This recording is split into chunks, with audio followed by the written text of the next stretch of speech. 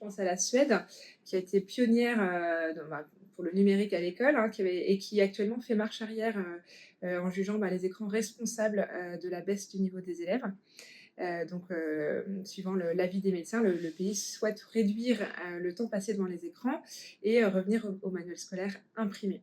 Donc est-ce que vous jugez, que les écrans sont vraiment, en grande partie responsables de la baisse de niveau, des élèves? Est-ce que, c'est pas aussi dû à un désintérêt général, ou un problème de pédagogie plus profond? C'est ce qui a fondamentalement modifié l'enfance et l'adolescence de nos élèves. Les élèves que j'ai dans ma classe, ils ont pas la même enfance que celle que nous, adultes, on a eue. Ouais. Et c'est un problème qui est plus large que celui des écrans à l'école et c'est là où pour nous, notre collectif, bien qu'enseignant, on s'intéresse aussi au numérique récréatif, pas seulement au numérique éducatif, parce qu'on considère que les élèves que vous, parents, vous nous confiez, c'est la matière brute qu'on doit modeler, qu'on doit former, à qui on doit donner un esprit critique, on doit enseigner certaines choses et cetera.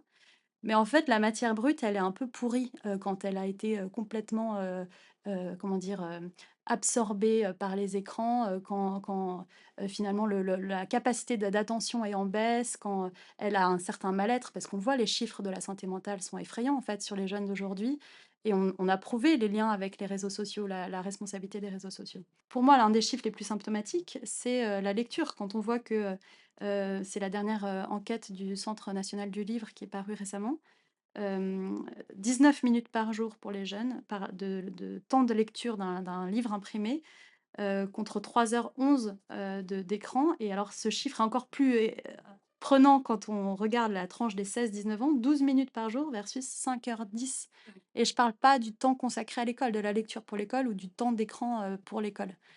Et à nouveau, sans être alarmiste, je pense on a un scandale, sanitaire, en fait, en Ouais. cours, pour lequel nos dirigeants devront rendre des comptes, l'éducation nationale aussi et grâce, en fait, aux travaux récents, qui ont été, mis à jour, notamment par la commission, d'experts, on ne pourra pas dire qu'on ne savait pas.